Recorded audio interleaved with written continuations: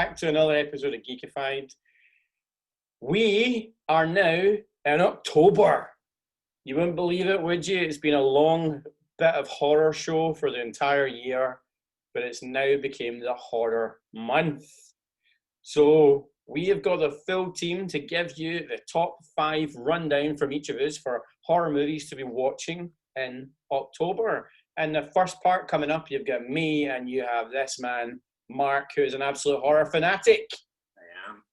Sure is. I mean, look at that backdrop. That is a sexy poster, Mark. My Signed by Bruce Campbell, Evil Dead, and my Signed by John Carpenter poster. That is a sexy, sexy backdrop. Thank you very much for that. Thank you for sharing. So, why not? It's better. There's no other time to discuss horror movies in October, and we have to tell you we're all very, very, very different when it comes to horror movies. I think we're going to get a lot of very different ones. My list is incredibly bizarre. Just think girls. I think Mark's list is going to be different from everyone else's, but we're going to give you a quick rundown of the top 5 that you should be watching. So we're going to go from 5 to 1 from each of us. We're going to start off with me, and then I'll be discussing with other members of the team, Tony, Sean, Nick, Nathan, and we're going to do a breakdown of what they're wanting to watch. So we will start with Mark. So what's your number 5? Hit me with your number 5. I am going to start with a comedy one, but it is one of the most perfect comedy movies of all time, and it's Shaun of the Dead.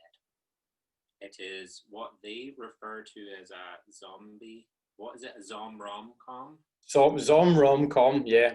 Very, very, yeah. It was a romantic comedy. It is perfectly written by Edgar Wright and directed.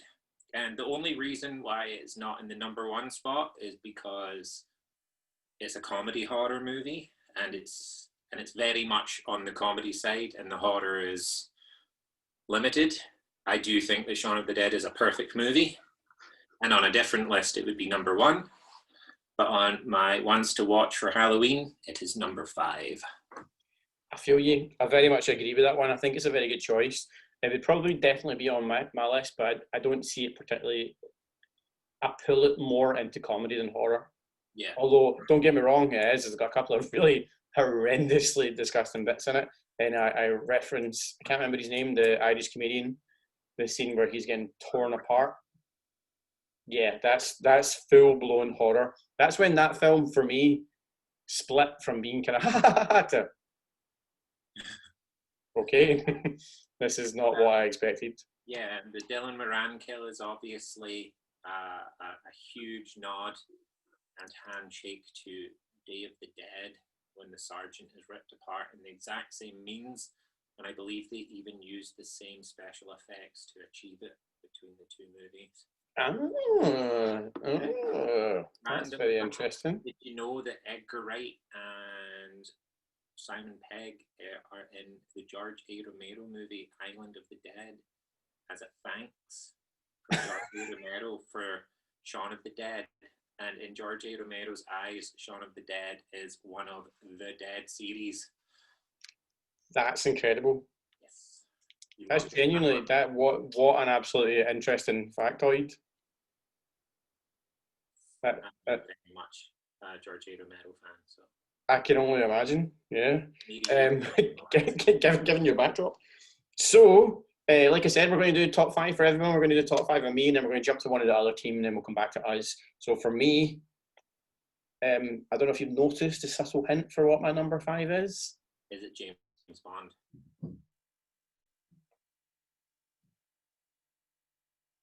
Psycho. Yeah. Oh, right. I wasn't getting that hint. How cool is that? That is cool. Yeah. That's cool. What a jumper. Thank you.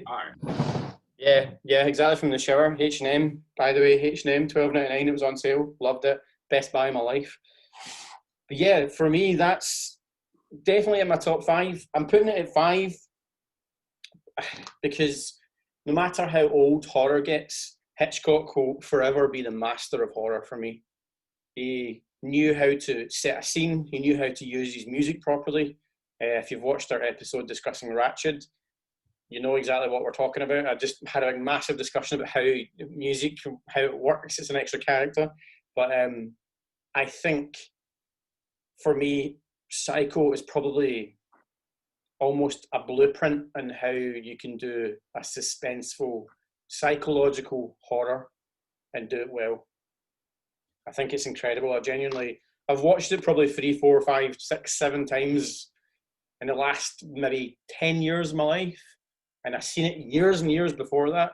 I keep going back to it because I'm a big film fanatic in general, obviously, which is why we do this show. But I do think that it definitely deserves a top 5. So I implore you, don't go and watch all the cruddy stuff that you've got on places like Amazon Prime, like a film called Caught. Don't watch that, no matter what the reason for a recommendation. If you're watching a horror movie, or the people you thought were friends, they might recommend it. Mark. Anyway, that's my number 5. So let's jump over to one of the other guys and find out what their number 5 is.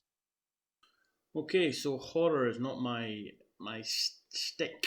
However, I'm sure I can still create a far better list than either Chris, Mark, or any other guys because I know more than they do. So here we go. Number 5, I would say 28 Days Later. Sort of reinvigorated the sort of zombie movie thing. Really well made. The whole idea about the guy waking up in the hospital not knowing what's going on, which obviously Walking Dead did years later and ruined by making a terrible TV show. But yeah, just a really, really good film, shot really well, really cool ending. Created a sequel which wasn't as good, but still okay. But yeah, just really, really good film. And my number 5. Why, thank you very much, Nathan. Very, very, very interesting selection so far. Let's jump over to Sean. What's your number 5, buddy?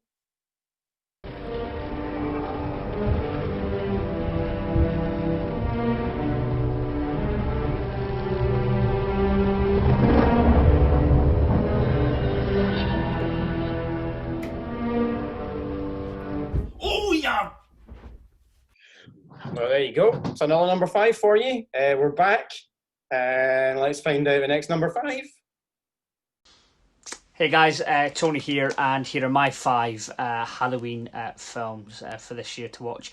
At number 5, I went for Killer Clowns from Outer Space, a 1988 classic. I don't think you can do Halloween without scary clowns, so have a whole circus of them from space. It's so bad it's good. It's one of the first sort of films my mate nicked from his dad's collection so we could watch it. It's got one of the best lines in it as well. What you're going to do, knock my block off, and the clown literally knocks the guy's head clean off his body. Right, there you go. Next number 5. So now we're going to go through my top 5 horror movies you see before Halloween. Coming in at number 5, maybe not traditional, but we're going to go with American Psycho, which is arguably Christian Bale's greatest role, in my opinion. Playing Patrick Bateman, the attention-seeking and OCD-ridden stockbroker who is also a serial killer. It's a great sort of black comedy slasher movie, and has some of the most iconic one-liners and scenes in movie, in my opinion. Really, really strong movie. Great supporting cast with William Dafoe and Jared Leto in there. Again, it's one I highly recommend. It's one of my personal favourites of all time, so I fully recommend it.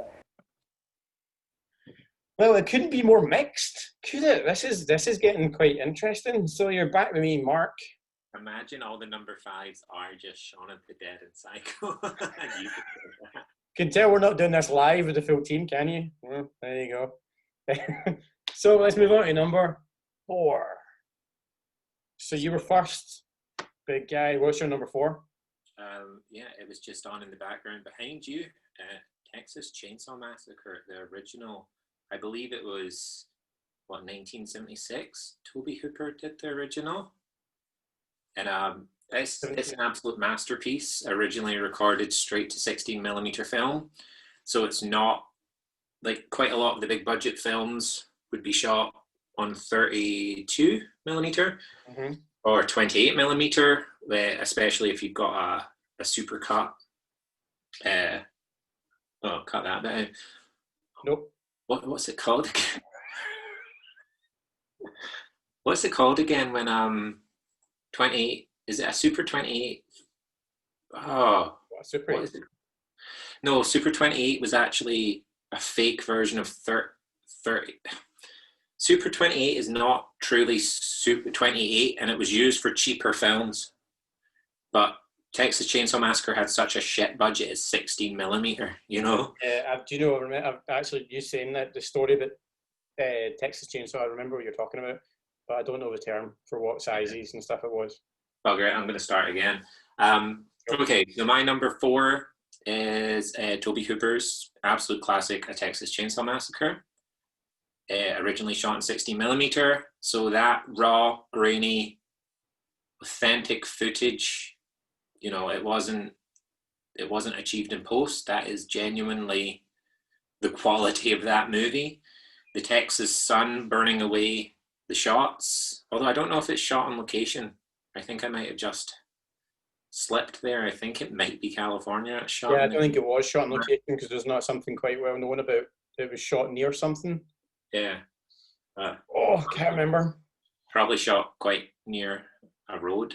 There's quite a lot of road. I think it was shot next to a Walmart. It was filmed in Walmart, the back of Walmart, because they couldn't afford anything else. Leatherface running out to get Bogdo. And some Cheetos. Yeah. Flaming hot, though, if he's getting Cheetos. That is Leatherface. Texas Chainsaw Massacre is it's based on a real-life serial killer called Ed Gein that would dig up his victims and wear their faces. Ed Gein famously is the only person to be classed as a serial killer that has never actually killed enough people to be classed as a serial killer. So seriously, go check out Ed Gein and then go check out the Texas Chainsaw Massacre. Very good. Good choice. I agree with your choice.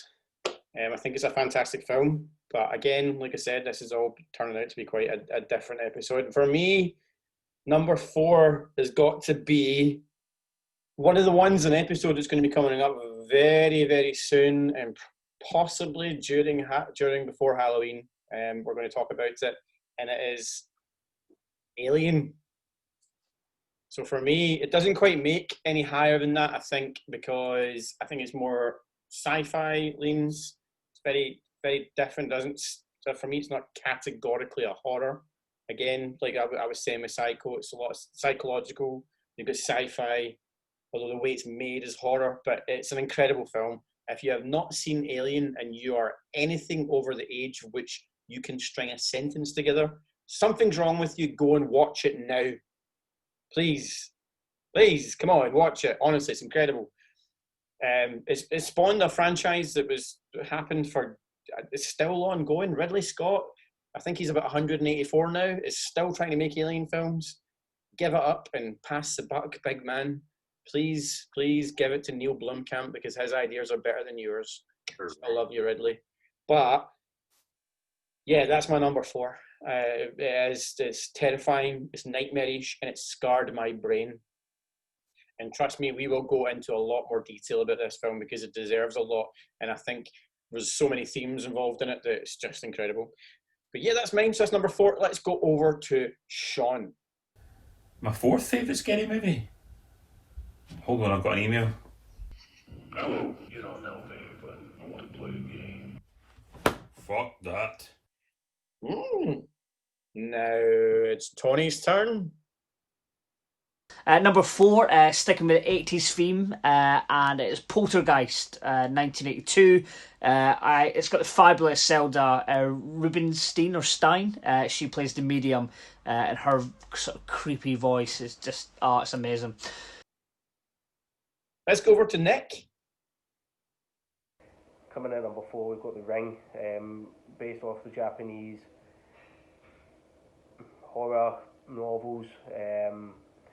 Obviously, the premise is a curse that comes through videotapes, and it's mostly a psychological horror.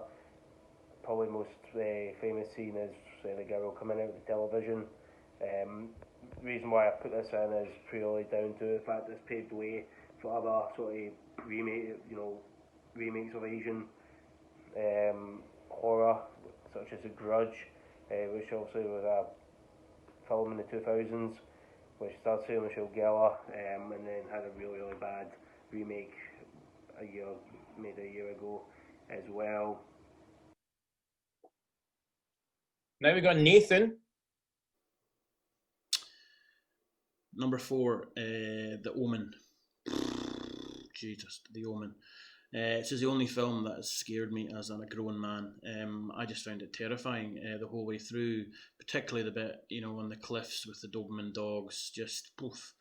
Big name actors in it at a time when they weren't really in horror films. Gregory Peck's in it, and I can't say enough about how frightening the film was, to a point where I've never watched it again since, even though I quite enjoyed it. There you go, number 4s. What a mix so far. Right, you're back with me, Mark. So let's go for your number 3, big man. Hit me. My number 3 is your number 4. It is Alien. That's good. It's quite on par. We're not that far off. Yeah, I believe Alien is the absolute pinnacle slasher in space movie, with possibly the greatest ever monster to grace the silver screen, the Xenomorph. Yeah. A H.R. Geiger creation that used a resin mold with a real human skull in it to add that authenticity of scare. And I had the pleasure of meeting the real Xenomorph in person, and it stands about 7.5 foot tall. So it's shorter than you. Yes, and 7.5 foot tall in the flesh, and I was, I think, 11 at the time, so it was terrifying. And anyone who can't notice, Mark is just a smidge tall. Yeah, a smidge tall. If you want to know what I'm currently recording on, I am recording with my laptop on an upturned couch to be the height that I am. Sorry, can I just add that in, right? See, before you fix everything, can you grab your phone and take a picture, and I'll pop it up? Yes. Just take the photo, because I wipe it. There you go. This is how tall Mark is. The problem, you can't get anything to get him in a kind of static situation where you can get good eye line and stuff. So that's how he has to record for Geekified. Thank you. I feel you. Yeah. A total side note, I once had to hold cue cards for John Barrowman, Captain Jack from Torchwood, and he complained at how high I was holding the cue cards because my chest height was so far past his eye level. John Barrowman's not the tallest either, is he? I think he's only like not short though either. John Barrowman is an all right height, and he was still moaning about how high I was holding the cue cards. I had to hold them down at my hip. There you go. This is wonderful worlds of cinema height. Yes. So my number 3 is Alien, the original Ridley Scott masterpiece that, I mean, I will argue until I die is better than Aliens, because Aliens is just a straight up action movie, and straight up action is always more boring. I agree. I don't think it's boring. I think it's a great action movie, but I think it's definitely an action movie more than in comparison to the original has, as you said, so much brewing under the surface, which is missing once you put a gun in the situation. Correct. Yeah. I mean, some of the tension that was in some of the first Aliens just beyond comprehensible for what you were thinking of a sci-fi movie. Yeah, and I think it's like the original Resident Evil games. They give you such a limited amount of ammo, you're always on edge. Yeah. Whereas on the Nostromo, they just don't even have ammo. They have a flamethrower, an electric prod, and a harpoon gun, I believe, is all they have. Yeah. So they're always on the back foot against this perfect killing machine. Yeah. That I believe that other aliens just sadly do not have. Yeah, 100%. 100%, dude. Cool. So, good 3, good choice. Obviously, I relatively agree with it, considering that was my number 4. But for me, my number 3 is Saw. Now, Saw was one of those films that for me came out and turned out to reinvigorate the horror genre. I wouldn't exactly say it's a perfect horror movie, but I think what Saw 1 did was create the almost, for me, it was like going back to Hannibal. It's going back to Hannibal Lecter's killing style. It brought horror back to a very, very human level. So, I mean, like, this human being was setting these traps for other people. It was absolutely borderline crazy. So you're sitting thinking, like, horror movies have got aliens and stuff and all that. And this was a person who was thinking of these traps and doing these to other human beings, and they were disgusting. And for me at the time, when I watched it, which is saw it's quite an old film, so I was relatively young. I thought it was brutal, absolutely brutal. But I thought the idea of how it came about, of John making these people suffer for what they'd done and the choices that they made in their lives, was almost, I don't know how to put it. It's almost like he was making them repay for their sins, if you know what I mean, which I think we do kind of discuss. But for me, that's mine, Saw. So we're going to jump over to some of the other guys. We're going to go to Sean. You're up, big man. My number 3 is Blair Witch Project, and I know I'll get a lot of crap for this, but it just changed the way people made horror films. So low budget, the handy cam, the marketing for that film was unbelievable. It was something that had never been done before, to the point that people weren't sure if it was real or not. I remember the morning after I saw that film, going to work at like 6 in the morning, walking through a park in the dark, and the image of the guy in the corner terrified me, and I just ran all the way to work. So a film that can stay with you afterwards and still terrify you definitely belongs in this list. Right, Nick, it's your turn. Coming in at 3, we can't talk about horror without talking about Halloween. The movie franchise itself spanned decades. You know, Jamie Lee Curtis is probably most famous and, you know, longest running role that she's done. The slasher murderer Mike Myers with his melted William Shatner mask will forever be, you know, an epically iconic part of horror in the genre. So, you know, you can't not have a discussion about horror movies without having the Halloween franchise in there. Tony, what's your number 3? Number 3, I think Halloween is also about family, so I'm going with this classic, and it's also just about to have a cinematic relaunch, and that is Witches. It also has, I think, the number one element you need in a Halloween film, and that is the wonderful, the legend, the stunning Angelica Houston. And of course, she's also known for being in Addams Family. So that's kind of a sneaky 4.5 there I snuck in. 4.5, 3.5. Anyway. Nathan, number 3, buddy. Number 3, I'm going pure old school 80s here. The Poltergeist, the original Poltergeist. Just how can a film make watching TV scary? You know, it's just amazing. I mean, I couldn't watch a TV screen with the snow across it for years afterwards, thinking I was going to get sucked into it. And when I watched it when I was about 6-7 years old, and maybe my parents shouldn't let me watch it, to be honest. But a really scary film, fantastic. I would definitely recommend it to anyone who hasn't seen it. Don't watch the remake or Poltergeist 2, or I believe there was 3. They're not very good, but the first one just phenomenal. Right. Oh, we're getting there. We're nearly done. So we're going on to number 2s. Number 2, you're up. What's your number 2, man?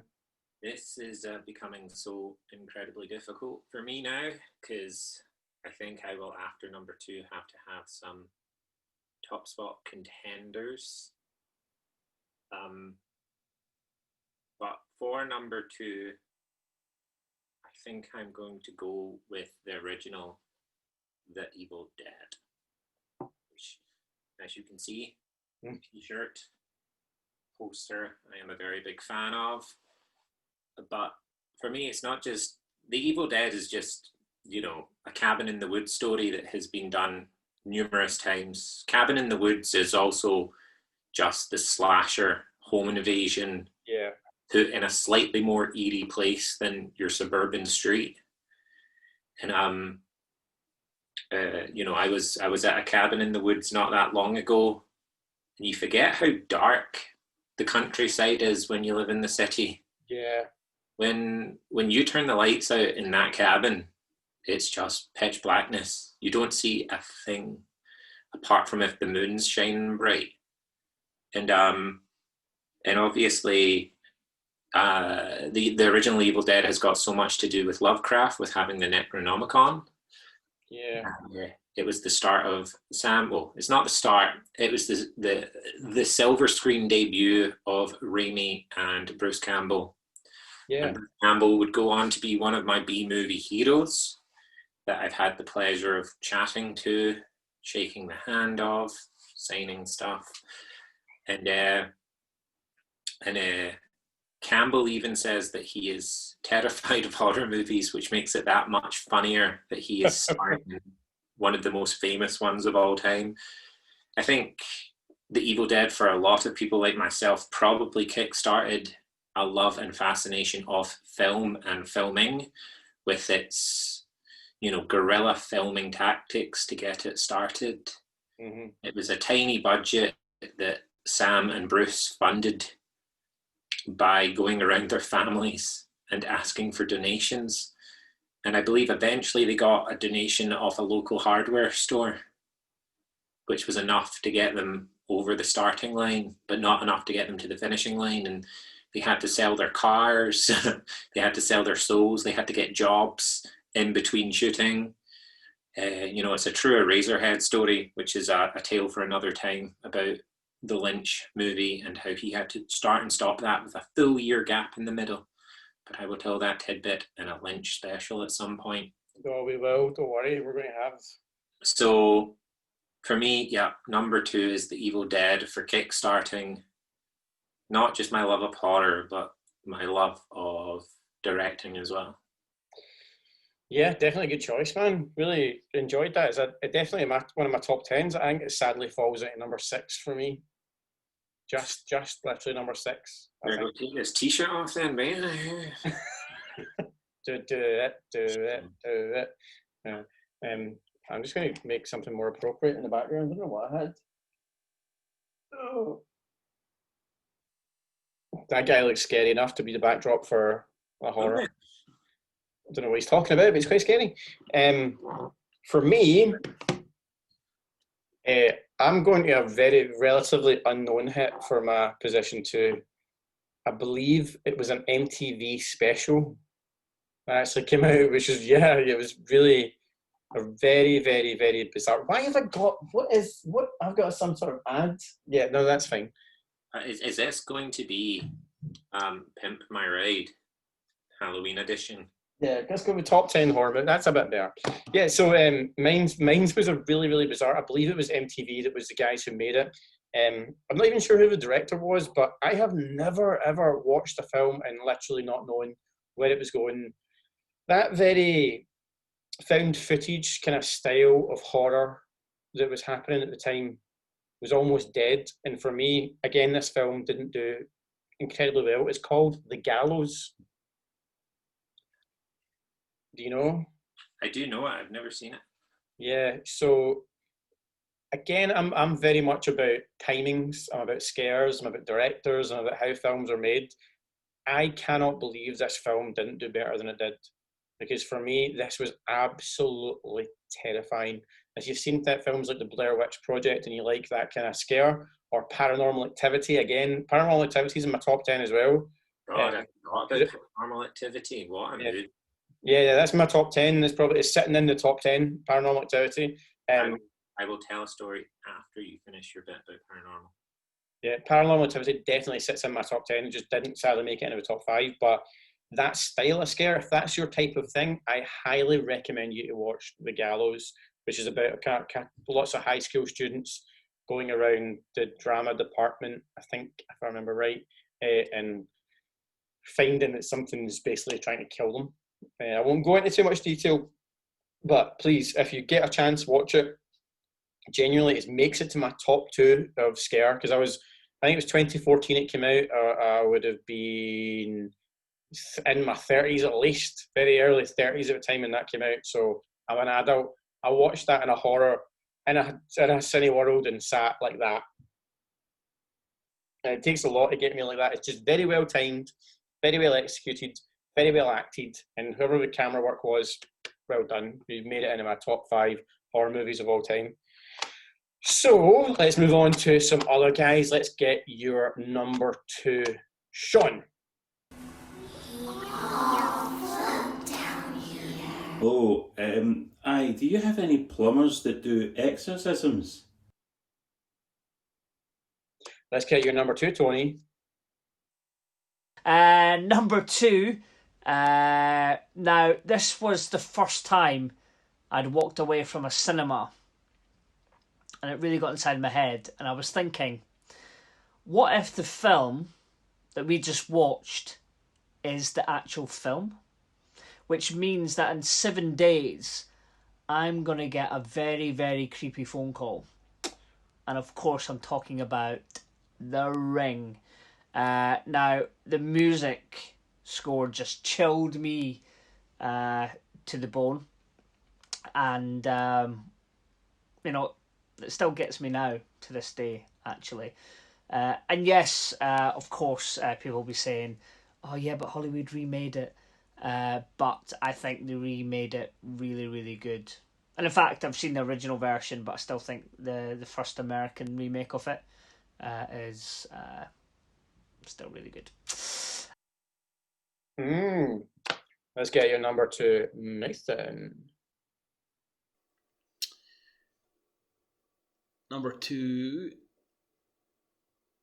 is probably the greatest psychological horror that I've ever seen, and that's Carrie. Made in the 70s, Sissy Spacek and John Travolta before they were really household names, and just starts off fairly horrifically with a girl having the period in the shower, and then you think it's just going to be a sort of high school bullying story, and then it just gets gradually more and more sinister, and you start to realise there's something a bit strange about this girl, and then at the end when she kills everybody, and then there's one girl left, and she has that dream, and the hand comes up and grabs her foot, and you're just like, oof.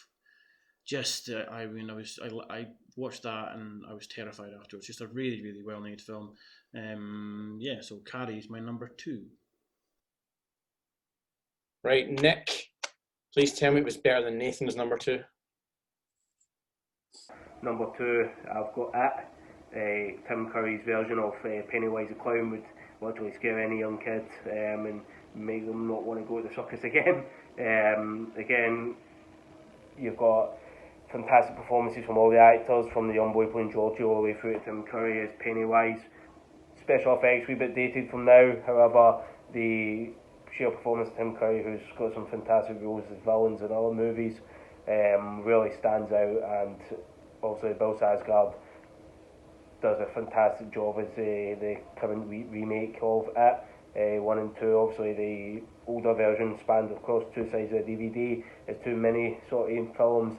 Highly recommend getting that in. Saying that like I know what it is.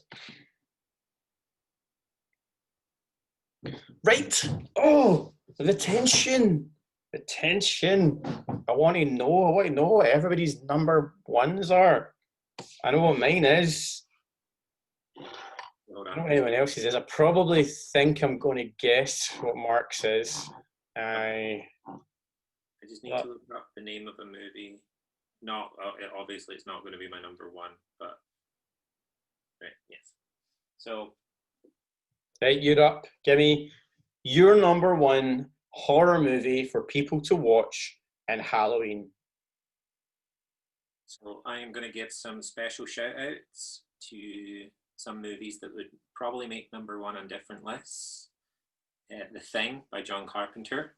Oh yes, good call. The Shining by Stanley Kubrick. It truly messed me up as a child. The Fourth Kind. That is yeah, right. Yeah, like I had insomnia at the time, and I kept seeing 333 on the alarm clock, and I did not like it. If you've seen that movie, you know what that's about. Yes, one more special shout out would be Mulholland Drive by David Lynch. Oh, right, okay. That's an interesting one. Yeah, I'll come back to why I think that is a horror. Uh-huh. But my final and actual definitive number one is, of course, the Carpenter masterpiece, Halloween. Like, what better to watch on Halloween than the movie named after the day itself? It is. I did it start the slasher genre? I can't remember. I don't think it did. I think there was other films before when the genre I was. think Black Christmas might be before it and stuff, but Halloween perfectly encaptured it. You know, with people not being able to name Michael Myers and referring to him as the Shape and the Boogeyman. Yeah. I believe that he wasn't even given his name in the first movie. I don't think he was. Yeah, I think you're correct. Wrong there, but I he's think he was credited named as the for it, Shape yeah. in the credits at the end. And that supernatural killer that completely invoked generations of slashers with Jason, Ghostface Killer, even though Ghostface Killer's got a twist, obviously, that I won't ruin if you've not seen the Scream franchise, but you've also got Freddy. You've got numerous knockoffs like Sleepaway Camp. And there will be more that I can't think off the top of my head. There's lots of all these ones. But, you know, Halloween, it boomed Carpenter from, I believe he'd only done an art project before that, and then that was his first silver screen production, and what a beginning of a career. Another great career behind you with George A. Romero's A Night of the Living Dead. But for me, it's still Carpenter's original classic, Halloween. It's got to be watched. I will be watching definitely Halloween 1 and Halloween 3 Season of the Witch come October 31st this year. Yeah, I've got to agree with you again. Halloween was definitely in my top 10. That was one of the other positions. But I think it's just personal preference of style that horrors are done in and the way they're shot. Because Halloween, like I said, is top 10 without a shadow of a doubt for me. Absolutely, it's incredible. Terrifying movie. And rebooted just last year, the year before, perfectly for me. I think you couldn't have done it any better. I got to go to the press screening of the 2018 reboot by, was it David Green that rebooted it? David Green, yeah. Along with, oh God, what's his name? The guy from, what is that other guy's name? Homebound and Out or whatever it's called. Oh, Danny. Bugger. Danny Thingy Pop. What's that called? Danny McBride. Danny McBride, yeah. Yep. So David Green, yeah, perfectly rebooted by Danny McBride and David Green. I got to go to the press screening, and that was, I believe, maybe 30 full days before the release of the actual movie. And to keep what happens in that a secret for 30 full days was horrible. Like, genuinely one of my favorite franchises of all time. You can see Michael's eyes there. I have Michael figures across in my toy shelf, and verify that. And yeah, to see a movie that early in comparison to the rest of the general public, what a great opportunity it was for me, but what a horrible secret to have to hold for 30 days. Complete 50-50 of emotions involved in that one. Yeah, I remember when people, I think the first person that out my friendship circle that went to see it was the second day it was out of the movie, and just being able to rant about it was just such a weight off my shoulders that I hadn't ruined it for anyone, and I could suddenly just go, what do you think of this bit, what do you think of that bit, what did you think of not killing that, what, you know, and it was a lot. It was verbal vomit for sure. Yeah, I can only imagine, mate. That's a great number one though. Like great number one. Can't be more classic than that. Right, my number one, going to an absolute I wouldn't say it's a classic now. I would say it launched a franchise, but it also managed to change the entire genre on its head. Mean Girls. That changed the genre on its head. You've watched it, you loved it, shut up. So for me, I think it got to the point when slashers were getting tiresome. Slashers were slashers, and that's all that they were. So someone came along and decided to put the spoon in and stir it up and change things and make it all a little bit more different and give no horror movie from that step on the chance to follow the same suit of everything. It meant that films after that couldn't be what they were before. They had to think harder, be better. And for me, that's why it's my number one, and that is Scream. Good choice. Good choice. Yeah. And it takes my number one on the basis of it was an absolutely incredible film, but it's also on the basis of what it made cinema at the time. So like I said, it changed everything. It was like, oh, get a guy running up behind the girl, following slowly in the street, or I'll be back. Everything. You couldn't do these things anymore because this film went, we're calling you out. This is basically Wes Craven saying, I want horror to be better. I want horror to step its game up. I want different stuff. And I think because of that film, we ended up with so much better horror movies after that. And then it did it again. I mean, we're now on Scream 4, Scream 5, and there's another one coming, which Neve Campbell's announced, which is fantastic. Because all we're going to do is analyse horror and say, stop doing this shit. You've done it already. Let's do it again. But anyway, back to the film. The film for me, even take away the fact that it was calling out what horror movies were, was just a great horror movie. It was just that constant build-up of tension. You knew what was going to kind of come in. You basically knew what was going to happen to all these characters, but yet the intensity of it was incredible. And then it done the best with some of the best cameos as well. I mean, it created almost a cameo character that gets killed off within the first 5 minutes with Drew Barrymore. You know what I mean? It was like, that became a thing after that. And what an iconic mask it created with Ghostface Killer. Yeah, it's a costume now, you know what I mean? You know what I love the most about the Scream franchise? Is the Ghostface Killer mask was found at one of the scouting locations. They were scouting locations for the film, and it was a disused house. And they found what is, I believe the actual mask is called Peanut Face. Because yeah, it was a rubbish name. Yeah, I remember that, yeah. Because of the cut of the mouth in it. And Wes Craven just said, that's it, that's the killer's mask. And when they contacted the company said no for ages.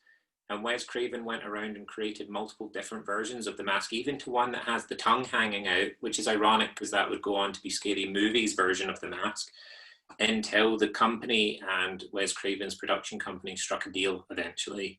And we got such an iconic mask. You know, I would say that is the second most iconic mask next to Michael Myers. And actually, do you know what? I'd scrap that. I think it's the most iconic mask. Everyone in the 90s had the Ghostface Killer mask. Everyone.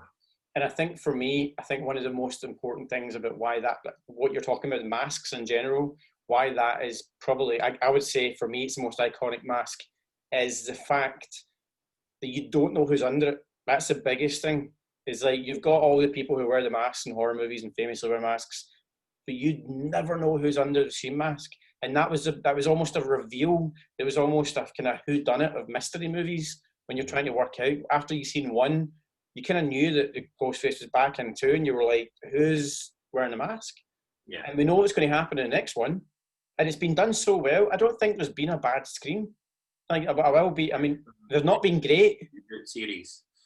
But the MTV reboot series made the horrible mistake of not using Ghostface Killer. Yeah, so the reboot series, I think it was the second season of it, or the second interpretation of it was terrible. The first reboot series was good. Was there two different series? I did not realize. Don't even go down this rabbit hole with me. I swore so much on my TV about this TV, and I don't even want to name names of who was in it, but the first reboot series was very, very well done. Like, very, very well done. It was the iterations of a lot of the kind of the idea of who you thought the killer was going to be was never the killer, and they did it. They got me. Yeah. And I'm a massive horror fan, massive Scream fan, which is why I watched it. But then they kind of rebooted it again, and I think it might have been Mary J. Blige was in it actually, which is a bit sad because she was so good Like as an Umbrella Academy, but yeah, she was great in Umbrella Academy. But then I think this reboot was it feels a bit Kelly Rowland in Freddy versus Jason. yeah, it's such a shame. But for me, that is it's stained in my brain. And the other reason, I'm sorry, I'm going to add this as well. I was, what age was I? 2014. This came out, so I was 14. So very, very young to be seeing horror movies, and I've seen this in the cinema. Odin, I'm looking at you. You let me in, bad boys. So I seen that, and that just created my horror brain. So that was me. Right, enough from us. Let's move on to the rest of the team and find our number ones. Sean, over to you, buddy. Huh?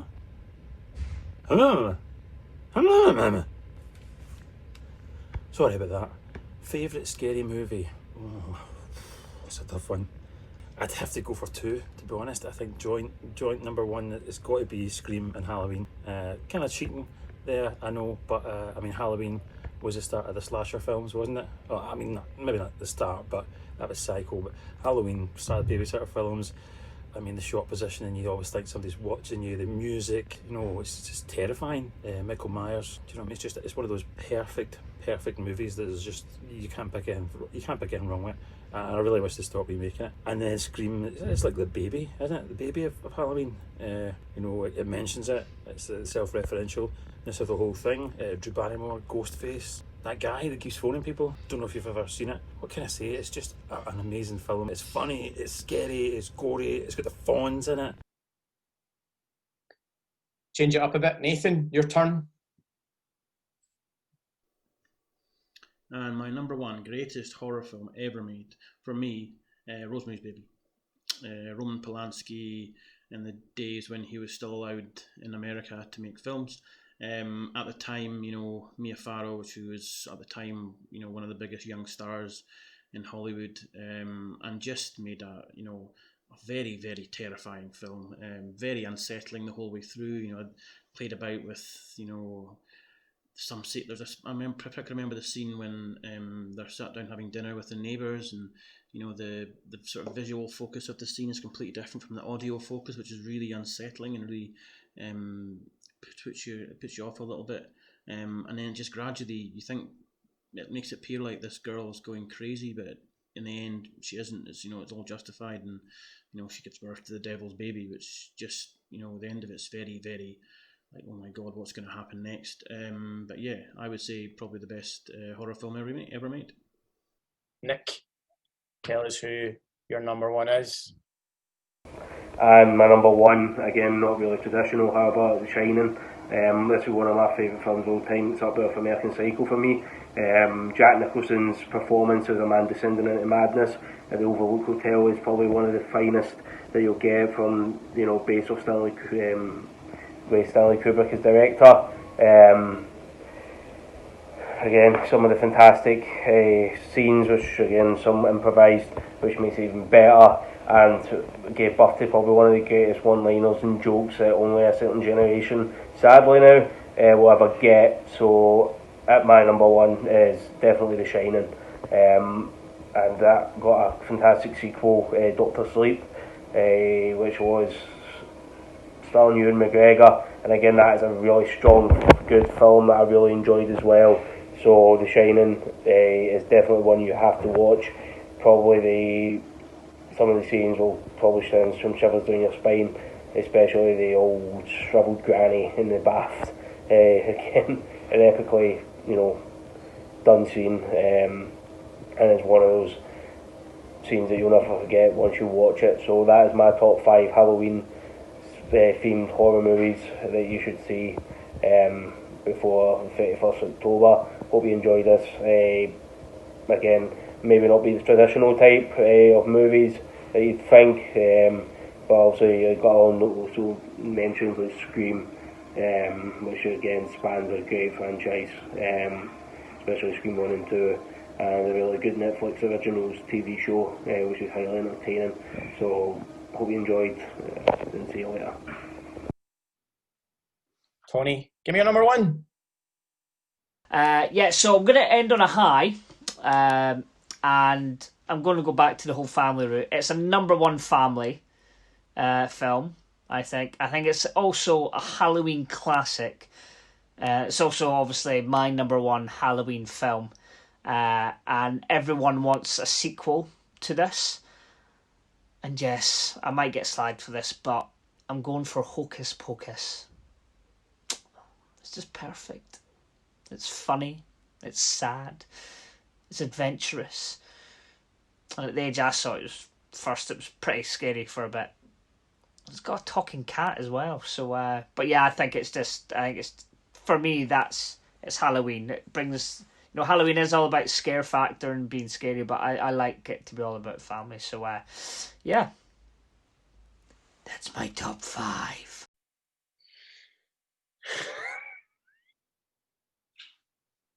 Mark, are you okay? I'm fine, mate. You look a bit pale. I just know I caught the sun because of quarantine, mate. Yeah, why are you wearing a jumpsuit? Spilled coffee on my t-shirt. Your jumpsuit's really glossy, as if it's stuck to you.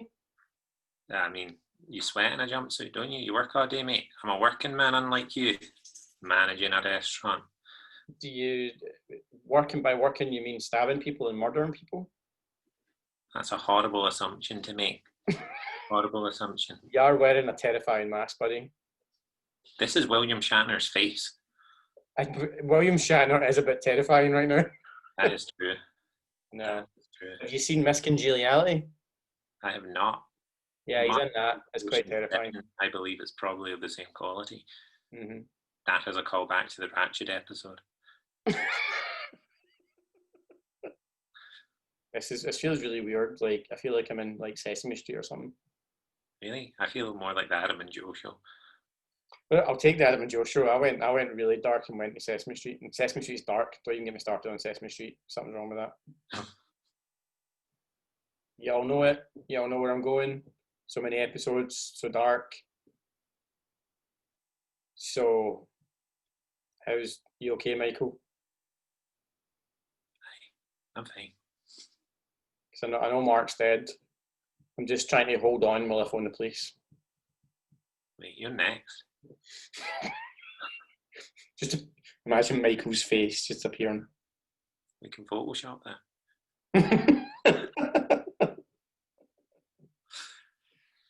That was just me, guys. Just me all along. Ah, you've ruined the moment.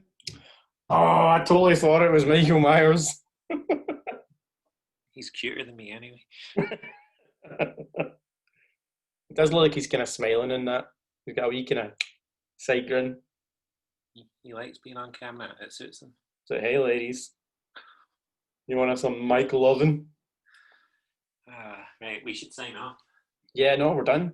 Thank you very much. You've seen our Halloween summary. You've seen all of our top 5. Surely you can get your own top 5 from what we've just told you, because there's some belters in there. And I'm not having favoritism. Watch Scream. It's incredible. I shouldn't say watch Scream. I should probably say watch The Gallows. Out of all of those films, a film I think like where no one really knows about. I think it's probably about an unknown director. I don't know, but it might be. Yeah, watch that because I like to plug an underdog. And everyone else. If we're going to quickly plug underdogs, go watch It Follows. Oh, do you know what? Yeah. It's in my top 10 and it just did not make it into the 5. Go watch It Follows. It Follows was in my list when I was writing them down. Genuinely, it was. I mean, so the list. That was the first list that I wrote earlier on. The Scream, It Follows, Saw, Alien, and Psycho. So I've only moved one out of that. There you go. Aye. I've actually only moved one out of that list. That was my first list. There you go. Anyway, thank you very much for joining us. Please, if you do not want Michael Myers in your bedroom tonight, you need to hit the subscribe button because it's very well known that it doesn't kill people if they subscribe to Geekified. Yes. Same with Ghostface. They just, if you follow Geekified, they're like, these guys are cool. We're not going to kill these guys. So please hit that button, hit like, hit subscribe, and just help us in general. We love you. Share it with your gran. What else is she doing just now? She's in lockdown. Share. Yeah, I mean, like, people, you're in lockdown, people. You might be in lockdown, people. We're desperate to get episodes where we don't have to be in lockdown. It's going to be so good when we actually get a chance to be out filming live. I'm going to hate it, Mike, but... But what an episode. Thank you very much to all you guys that have joined us. Thank you very much to Nathan, to Sean, to Tony, to Nick. And thank you very much, Mark, for being live with me. Woo! And thank you very much for that t-shirt. It's just so pretty in the eyes. Where did you get it? I got it given to me, actually. I think it's... I was going to put a link in the description, but Mark, destroyed your hopes and dreams. I believe this was produced back when the movie first came out. Jeez, that's incredible. Down to me. This is an old t-shirt. Mine's is like, my Psycho jumper was only out in H&M last year, so you might be still able to get it, but hey. No, I can't remember. I've got a couple of Evil Dead t-shirts, and I think this one is one of the original band. Legendary material. But thank you very much, all you people, for joining us tonight. And please, by the time you get to Halloween, tell us what your top 5 has been. Get it in the comments. In the comments. The person with the best top 5, we will not murder. Promise. That's a good call. We'll probably not murder any of you, to be honest. I'm not going to murder anybody. Like, I'm going to murder anyone. I was going to offer a prize, but I don't have anything to offer. Well, we've still got, we've got Funko Pops. Like, if anybody, the best top 10 is going to get, I'll find a really, really cool horror Funko Pop. Yeah. And that's your prize. A Christian Bale signed photo. Do you know what, right? Let's do it, right? See if Christian Bale signed photo, and I'll put it up on the screen by now. If not, it's here or here. If that's still in the shops tomorrow when I buy this, that's your prize. If not, I'll get a Halloween Funko Pop of the winner's choice. How's that sound? Deal. Anyhow, good night. Have a fantastically good Halloween. Scare the pants off of people if you can. I know it's going to be a bit rubbish because it's not exactly normal life we're living yet. But we will be back to normal life soon, promise you. And thank you very much for joining us tonight on Geekified. We can do this all day.